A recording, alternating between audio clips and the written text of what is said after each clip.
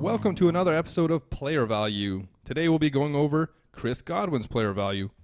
We'll go over where we rank him as a wide receiver rest of season, his dynasty value at the position, and if we were doing a startup right now, where we draft him. And finally, we'll look into where we would draft him in a redraft league. And in case you don't know, I'm Ben. That's Matt. If this is your first time tuning in, make sure you hit that subscribe button. It helps us out a lot. And hit that thumbs up button as well. Leave a comment or question below. We'd be happy to answer it. But let's get right into it. Chris Godwin was born in February 1996. So he's 23 and will be 24 shortly after this year's Super Bowl. Entering the prime of his career, drafted out of Penn State in the third round of the 2017 NFL Draft, pick 84, so mid to late third. He didn't start many games in his first 2 years, 7 out of 32. But this year he has started every game, all 11, and just topped a 1,000-yard mark today. He's averaging 6.4 catches per game, 97.4 yards per game, and 0.8 touchdowns per game in 2019. Matt, where do you rank Chris Godwin as a wide receiver rest of season?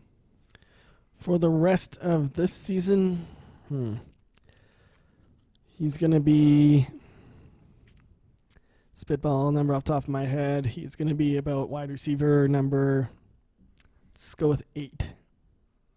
Yeah, I'd agree with that. He's definitely top 10 rest of season, but I couldn't see myself putting him into the top 5. I take his teammate over him rest of season, so with some other names here, there's no way he could be in the top 5, but top 10 for sure. Let's talk about his dynasty value. We'll do as we always do. We'll go through the list. I'll name a player. You say if you want him or if you want Chris Godwin. Sounds good. You put the numbers over our head as we start the count. Number 1, DeAndre Hopkins. D-Hop. Number 2, Devontae Adams. Give me Adams. Mike Evans in a dynasty league. I'll take Evans in a dynasty. I will as well. Odell Beckham Jr. I'm going to hold out hope that Cleveland figures it out at some point here. I'll take Beckham. I'm going to take Chris Godwin, and age is going to play a factor into this with Odell Beckham basically 27 and him going to be about 24, 3 years. Just looking at it, the fact that they haven't really figured it out yet, if it takes them another year to figure it out or if he gets traded and moved on, Chris Godwin isn't going anywhere. They're going to try and sign him, and if he goes somewhere else, he's going to be in a good situation as well. So I'll take Chris Godwin. Easy one here, Michael Thomas. Got to take Michael Thomas. He's phenomenal. He's basically the number 1 wide receiver. As we've talked about, Tyreek Hill, possibly the number 1 wide receiver in standard. Yeah, I'll take Tyreek. That makes 2 of us. Amari Cooper in dynasty. I'll still take Coop. He doesn't have the competition with like Evans. I will also take Cooper. Keenan Allen. No, you got to go Godwin there. I agree with that. Kenny Golladay. I'm going to take Godwin. I trust the offense more than Detroit. I couldn't have said it better myself. As long as Bruce Arians is the coach, and even when he wasn't, that offense was still, high-powered. Julio Jones. Godwin, just because Julio's age. Old man Julio. Here comes a very tough one. Last time we had the rankings posted, I had him, Godwin, 1 spot behind this player, and you had him 2 spots behind this player. Well, the rankings haven't been posted for a while, but it's Stephon Diggs.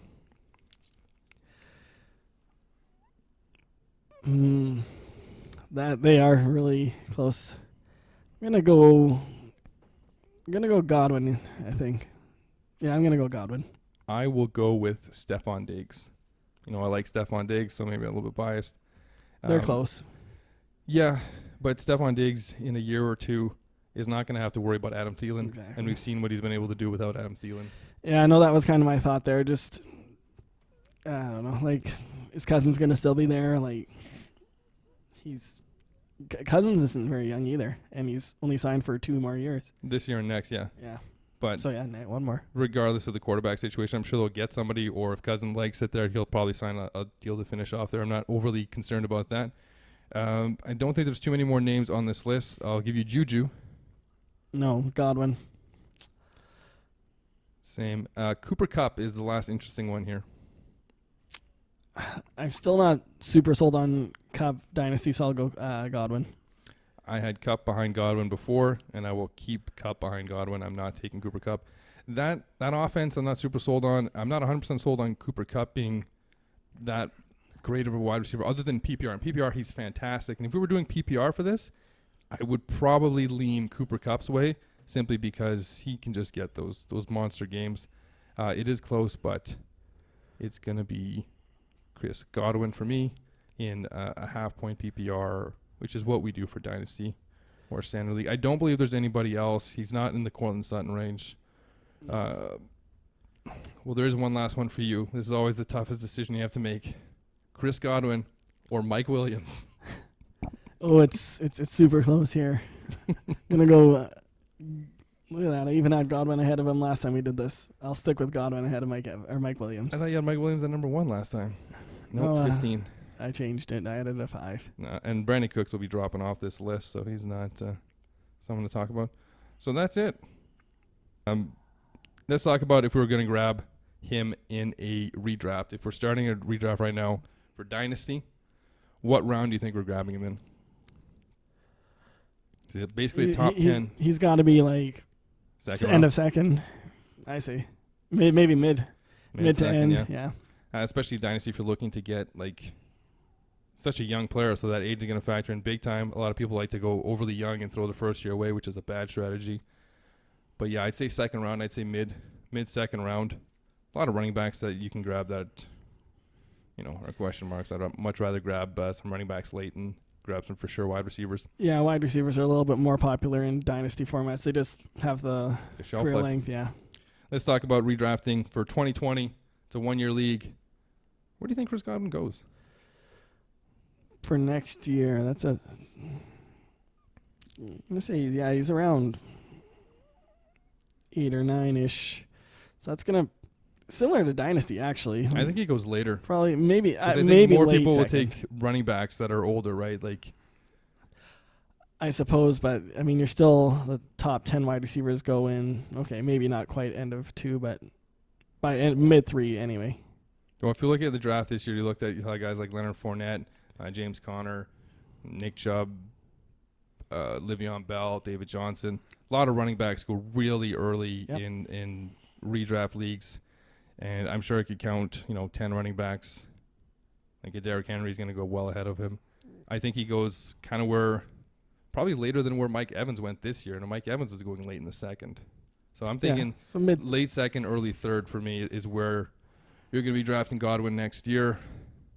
And that's about his peak value. If you're getting him earlier than that, you're probably overdrafting him. Yeah, just with Evans there, you just never know which one's going to have that week, right? They're going back and forth this year. It's probably going to be the same next year. Yeah, they're going to be a 1A, 1B. That's what they've been. And they're probably going to go back-to-back, kind of similar to what Diggs and Thielen have been the last couple of years, just kind of in that same range. And we talked about Thielen. People were drafting him in the third round. We said that was too high. Mm-hmm. So I would think that late second, early third is about where we draft them. Of course, we'll do a bunch of these mock drafts and rankings in the offseason, so stay tuned for that. Make sure you subscribe, hit that like button. Matt, you have anything to add? Thanks for watching. Thanks for listening. Hopefully we're doing both. That's it.